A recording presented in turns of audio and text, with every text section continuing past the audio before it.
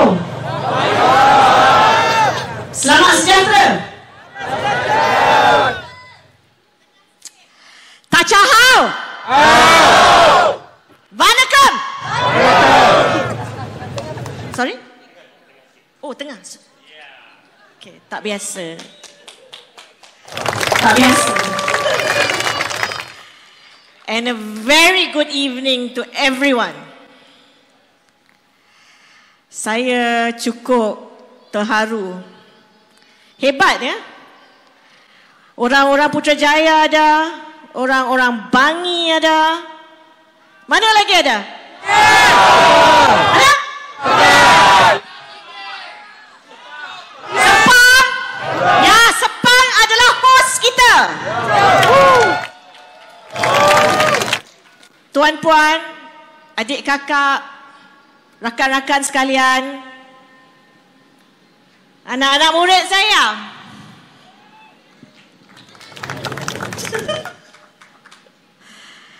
Rakan-rakan persekolahan saya pun ada malam ni. Ya.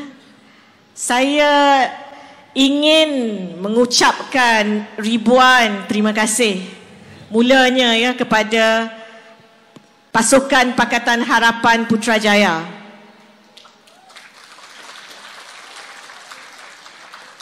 Mereka bekerja bertungkus lumus.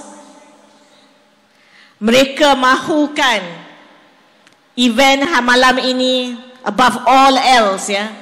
Mereka berjuangkan supaya ianya berada di Putrajaya. Tetapi tidak apa, permit tidak dapat hari ini, minggu depan kita dah berada dekat Putrajaya.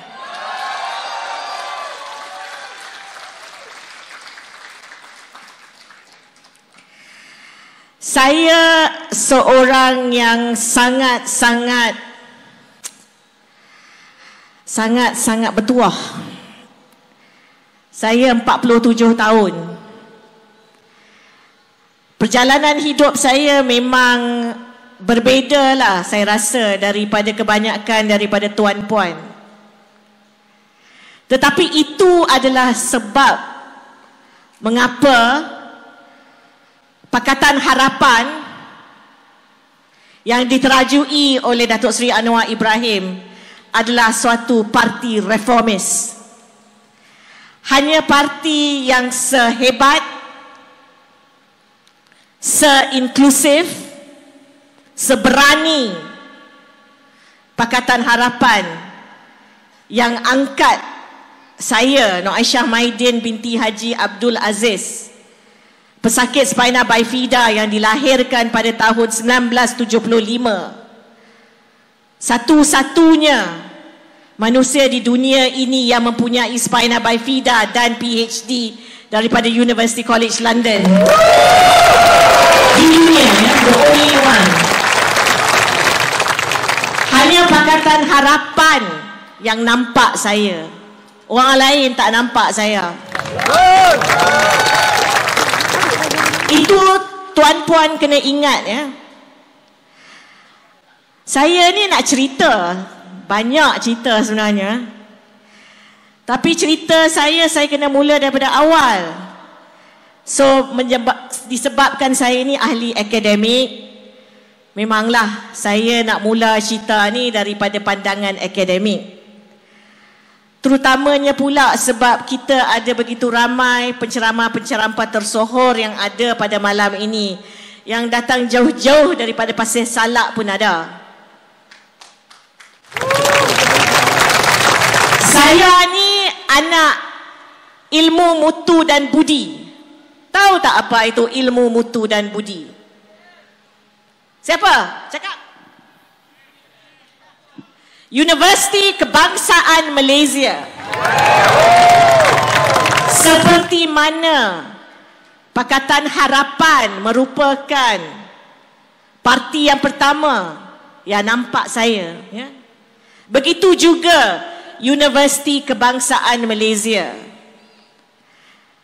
Saya merupakan graduan pertama di atas kerusi roda dan bertongkat yang telah bergraduasi daripada IPTA Malaysia, Institut Pengajian Tinggi Malaysia, yang pertama dalam bidang sains. Sebelum saya, mereka menolak dan meletakkan pelajar-pelajar yang berkerusi roda dan bertongkat di fakulti lain, ya. Saya adalah pertama science background from Universiti Kebangsaan Malaysia. I graduated top 6 of my Department of Genetics. Okay. Tapi sejarah saya dekat ilmu mutu dan budi itu sangat-sangat special. Ya. Saya nak cerita sedikit, ya, berkenaan saudara ini. Saudara kita yang bakal menjadi Perdana Menteri Malaysia yang ke-10, yang akan mengambil alih rumah Perdana Menteri di Putrajaya. Ya. Saya nak cerita sikit pasal Datuk Seri Anwar Ibrahim. Saya berusia 24 tahun. Saya merupakan mahasiswa Universiti Kebangsaan Malaysia semasa Anwar Ibrahim dipecat. Okey. Pada ketika itu saya telah melanjutkan pelajaran saya ke peringkat sarjana di Universiti Kebangsaan juga. Tuan-puan nak tahu di mana saya tinggal? Saya tinggal di tingkat 5 bangunan flat PKNS yang seberang daripada rumah arwah Datuk Harun Din di Fasa 1, ya. Zaman tu saya masih bertongkat dengan kuatnya. Bayangkan saudara-saudari, saya naik turun tangga flat, tak ada lift, ya, 5 tingkat setiap hari. Bawa motor yang diubah suai lah. Okey, ada 2 tu. Tiap-tiap hari saya berulang alik daripada Fasa 1 Bandar Baru Bangi kepada UKM. Apa yang kami lihat pada ketika itu sebagai mahasiswa-mahasiswa? Apa yang kita lihat? Pada malam di mana Datuk Seri Anwar dipecat, confirm pecat, okey? Adanya satu konvoi kereta sangat-sangat panjang. Semuanya mengarah ke Bandar Baru Bangi, Fasa 1. Saya merupakan salah seorang daripada ramai mahasiswa yang pergi ke rumah Datuk Harun Din pada malam itu. Ya. Ramainya orang, tapi saya pergi juga, bertongkat saya berjalan. Tak boleh park dekat tu pun tak apa. Saya jalan kaki naik bukit, pergi ke rumah dia dengan rakan-rakan saya. Sebab saya agak rendah lah, ya, saya tak nampak. Jadi saya panjat kerusi. Sebab saya nak tengok apa Dr. Harun Din akan buat. Saya nak tengok dengan mata kepala saya sendiri. Sebab kita sebagai mahasiswa rasa, Masya Allah, Ya Rabbi, macam mana ni? Seseorang yang telah menaiki tahap tertinggi pada pemerintahan Malaysia, tahap tertinggi. Macam mana seseorang yang sebegitu, yang tidak pernah ada apa-apa rekod yang buruk mengenai dirinya, macam mana beliau boleh dikhianati dan diperkatakan dengan perkara yang buruk-buruk? Saya adalah daripada generasi itu. Saya berusia 47 tahun sekarang. Pada ketika pemecatan Datuk Seri Anwar Ibrahim, saya barulah 24 tahun. Saya berjalan ke rumah Datuk Harun Din, saya panjat kerusi, saya pegang pokok mangga, dahan pokok mangga itu, saya bertatahkan sahabat saya yang sekarang ini pensyarah di UKM, saya pegang bahu Profesor Hasnah Harun. Kami tengok dengan mata kami sendiri. Kami nak tengok apa yang berlaku. Bila saya nampak arwah Datuk Harudin, Dr. Harudin memeluk Datuk Seri Anwar Ibrahim, saya dah tahu dah. Orang-orang beragama yang benar-benar beragama tidak akan menipu.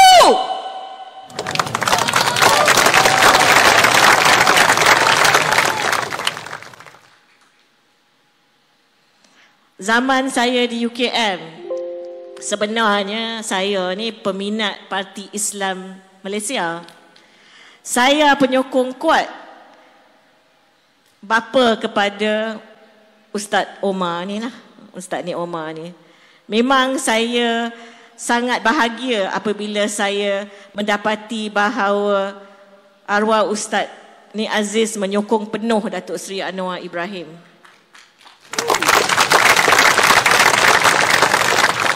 Saya bukan sesiapa ya. Saya hanyalah manusia biasa yang telah mendapat pendidikan yang cukup baik pada ketika itu daripada Universiti Ilmu dan Mutu dan Budi, UKM.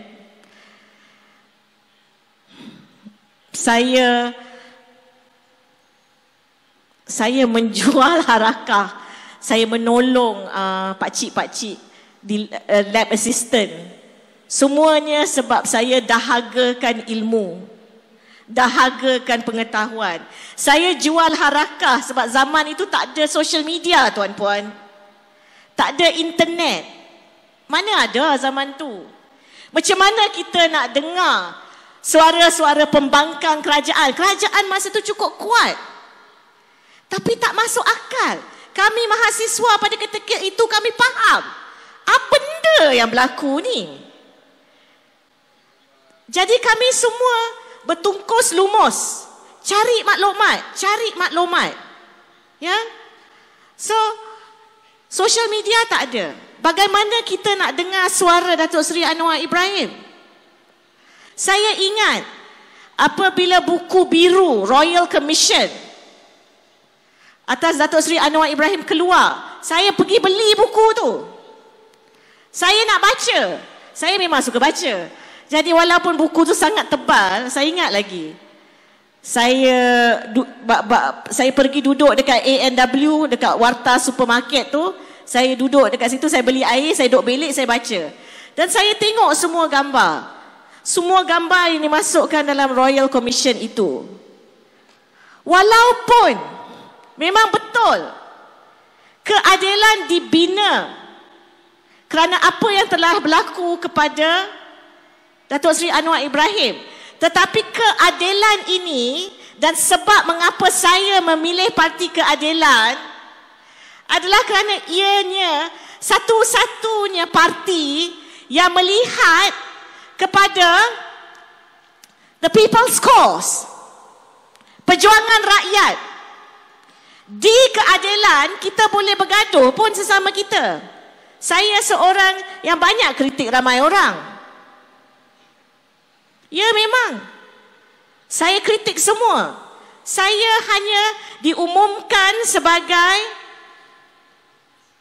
calon keadilan untuk PRU 15 ini pada 26 Oktober 2022. Sebelum itu, saya bertugas sebagai ahli akademik 15 tahun di mana saya buat satu benda dan satu benda sahaja.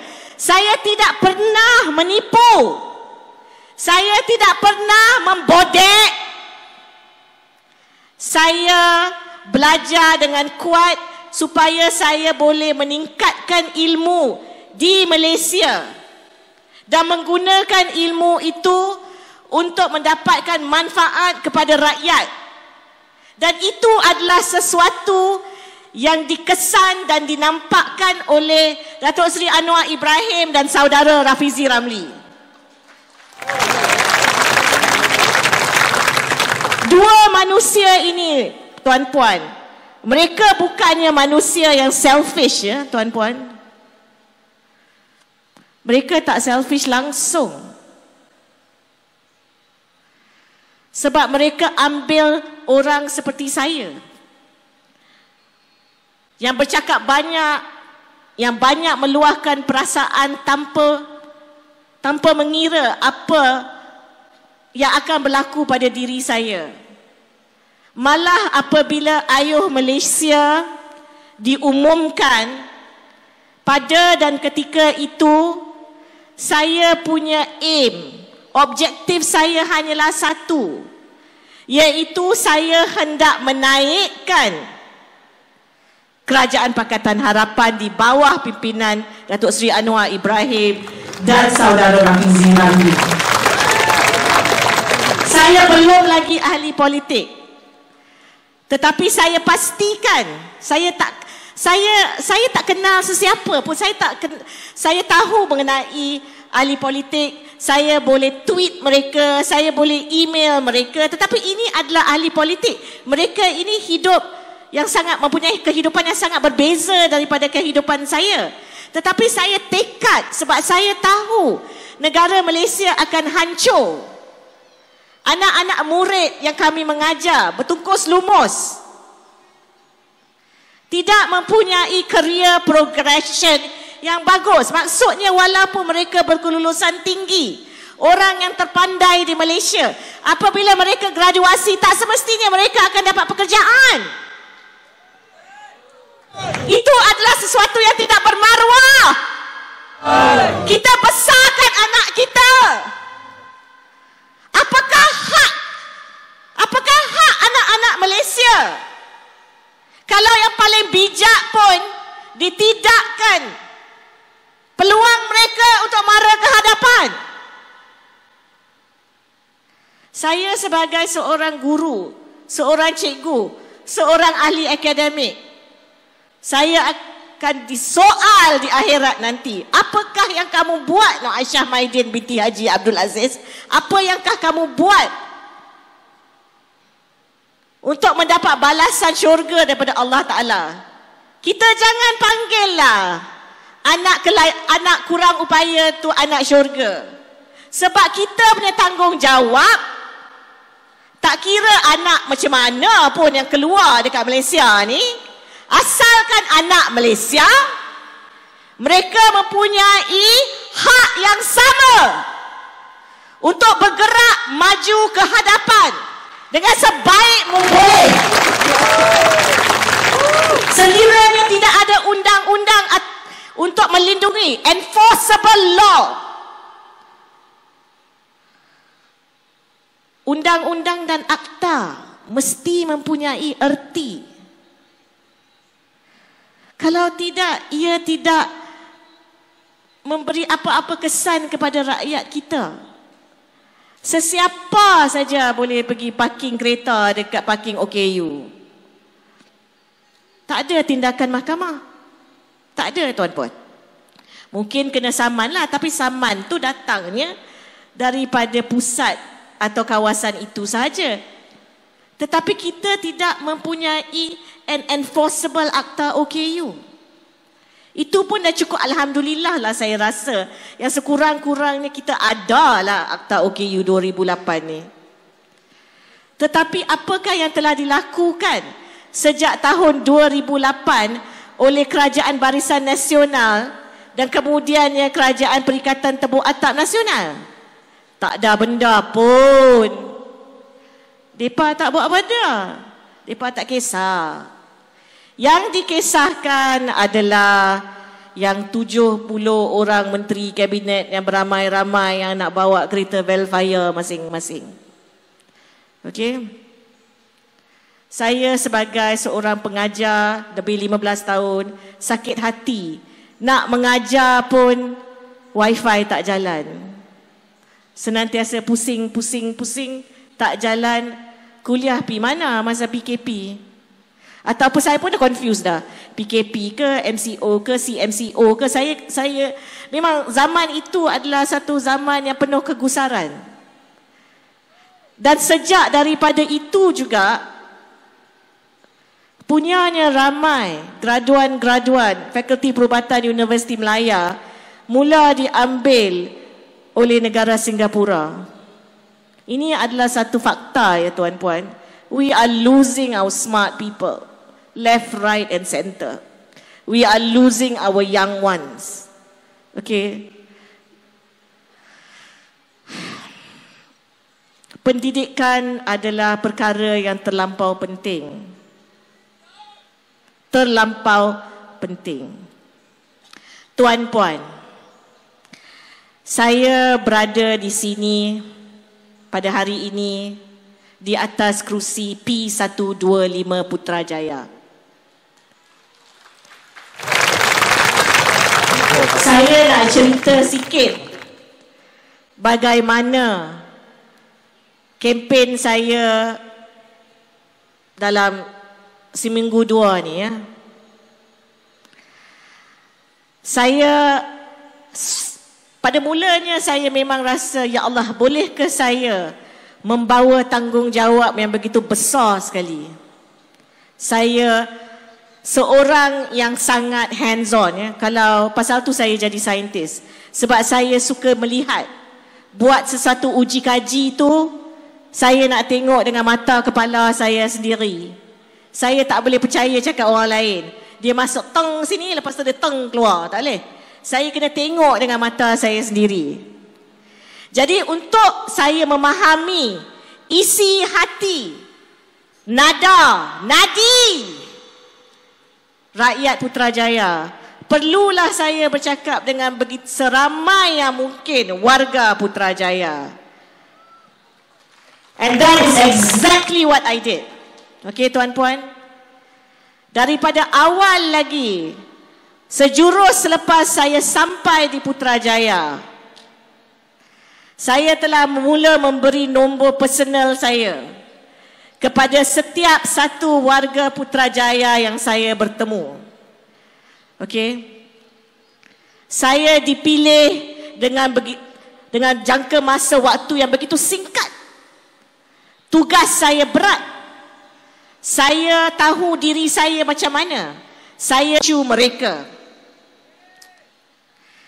Dan itu adalah apa yang saya lakukan daripada hari pertama. Semua flyer saya ada barcode. Barcode itu mengandungi maklumat mengenai diri saya dan nombor itu adalah nombor saya.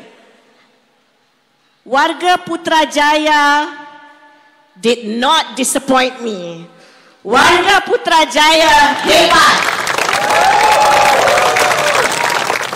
Saya tak boleh kata, tak terkira bilangan WhatsApp yang saya terima, di mana mereka menyatakan, Dr. Aisyah, kami ni penjawab awam, Dr. Aisyah, minta maaf lah. Walaupun tak nampak sangat kelibat kami masa kempen Dr. Aisyah, percayalah, kami berada dengan doktor.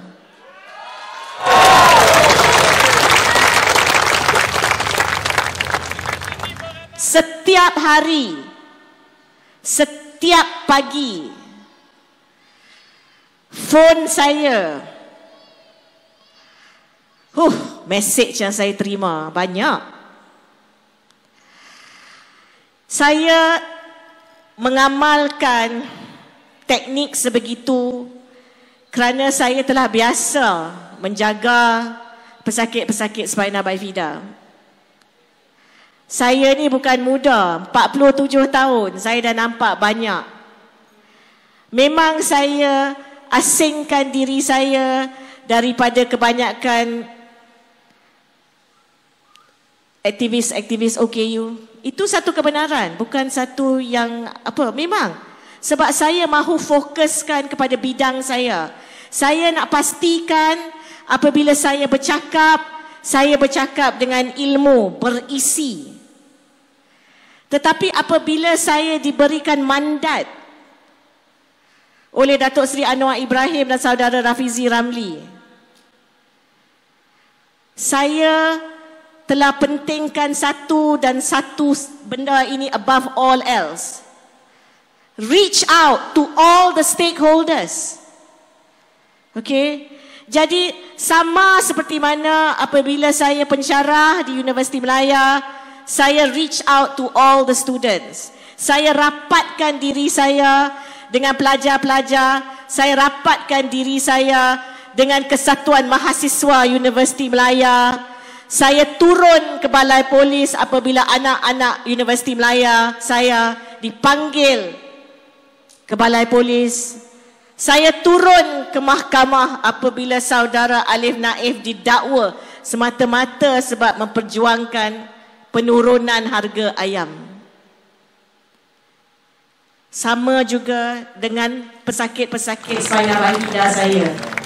Saya biasa memberi nombor phone saya kerana saya rasa itu satu-satunya cara di mana dalam kes ini, dalam kes terdekat ini, satu-satunya cara untuk rakyat Putrajaya mendekatkan diri mereka kepada saya. Maka dengan itu lahirlah 5 manifesto, tuan-puan. 5 saja. 5 ni adalah berdasarkan fakta. 5 ini adalah berdasarkan apa yang kita boleh buat. Dia bukannya drama. Dia bukannya satu omong-omong awang-awangan. Dia adalah benda yang immediately, sekiranya saya diberi mandat oleh warga Putrajaya untuk membawa suara kamu ke kerusi Parlimen P125 Putrajaya, akan saya laksanakan secepat mungkin.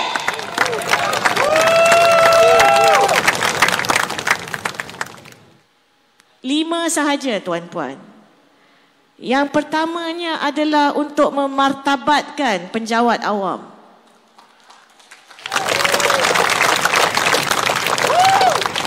Saya ni anak penjawat awam. Ibu saya penjawat awam yang telah pencen.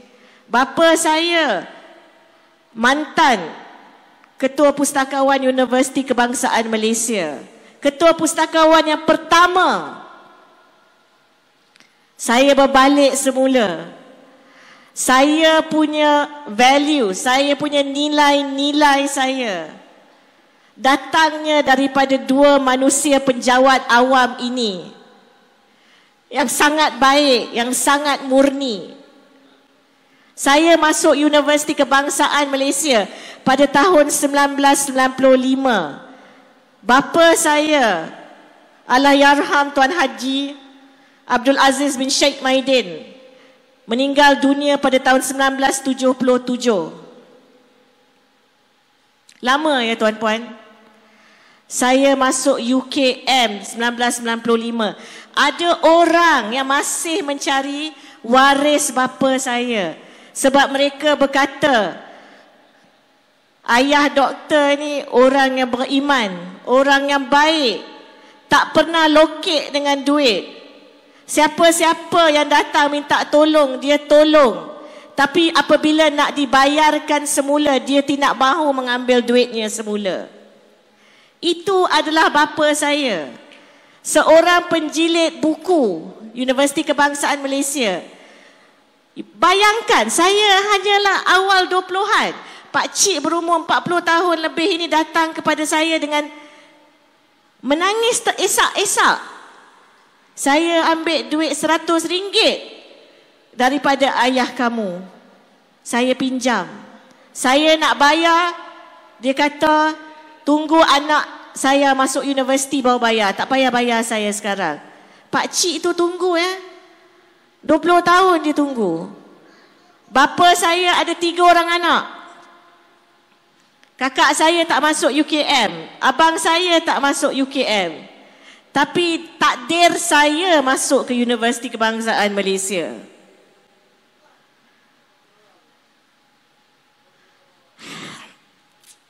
Berbalik semula kepada penjawat awam.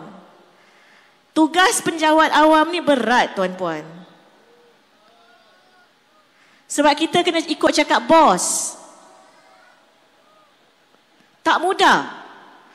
Walaupun bila kita tahu ada benda yang bos buat yang tak betul.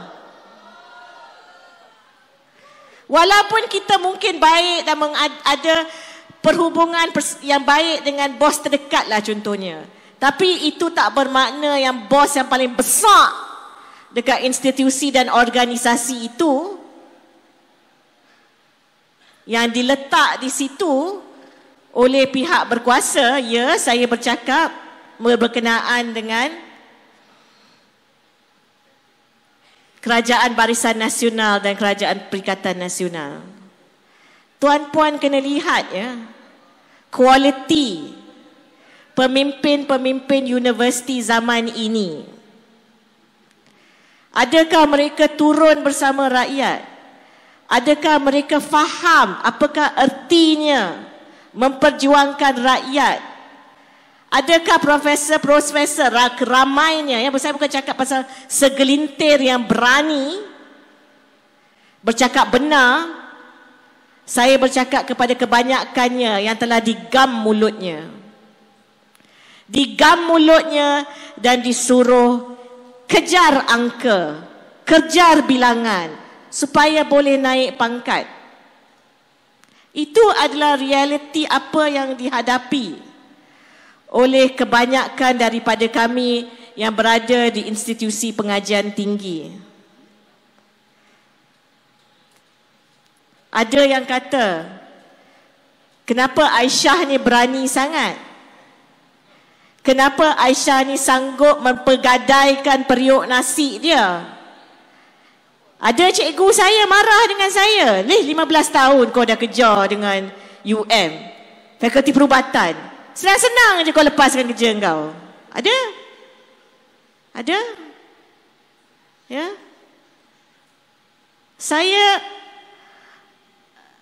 Saya bukannya mahu melepaskan tugas saya sebagai penjawat awam. Jauh sekali. Saya cintakan makmal saya. Saya cintakan segala yang saya telah bina di makmal saya lebih daripada 10 tahun. Susah nak cari geran dan dana penyelidikan untuk membina makmal yang setara dengan makmal antarabangsa. Susah. Tak senang.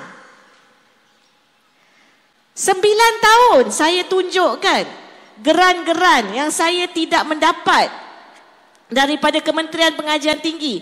Semasa Dr. Mazli menjadi Menteri Pendidikan, saya tunjuk, saya bawa semua. 9 tahun. Tak dapat satu geran pun. Saya bawa evidence, ya, saya bawa bukti. Tahun yang Pakatan Harapan menang, tahun 2018, walaupun Pakatan Harapan pada ketika itu hanyalah memegang tampuk kuasa selama 22 bulan, tapi itu cukup untuk saya pada pertama kalinya setelah 9 tahun tidak mendapat geran, mendapat 2 geran semasa zaman Dr. Mazli.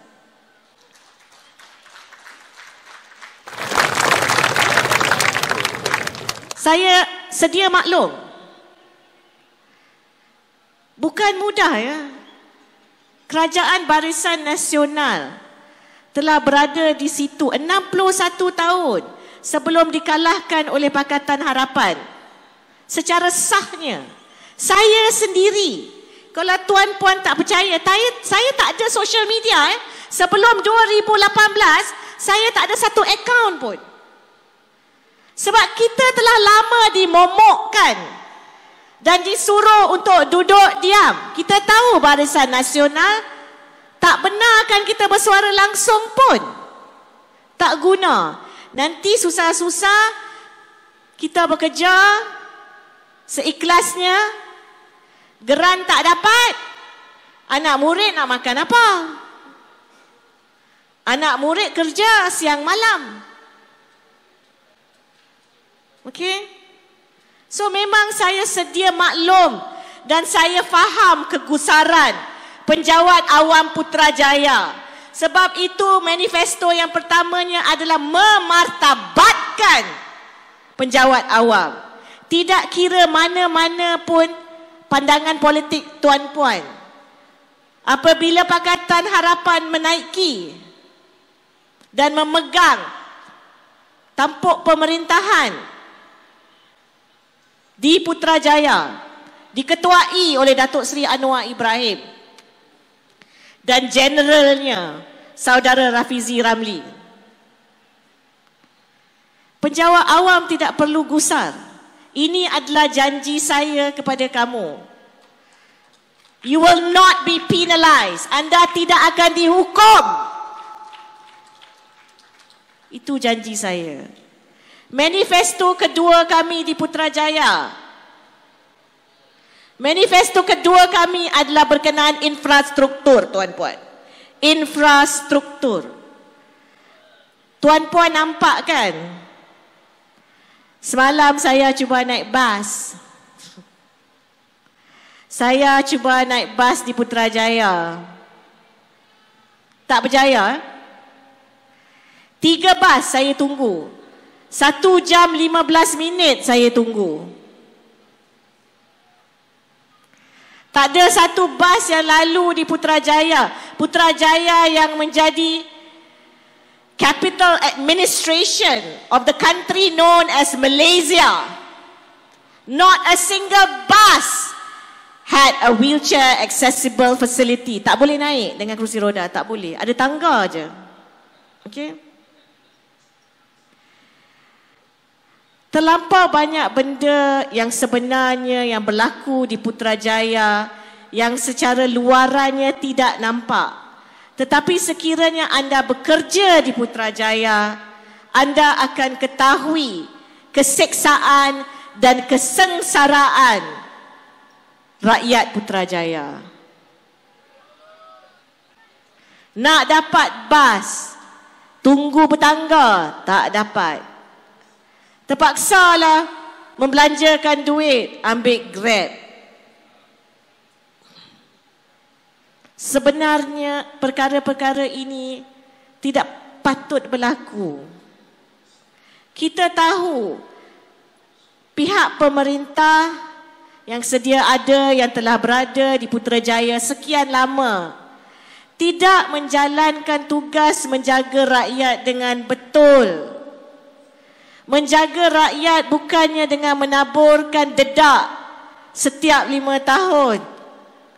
Menjaga rakyat adalah membetulkan polisi-polisi untuk menjamin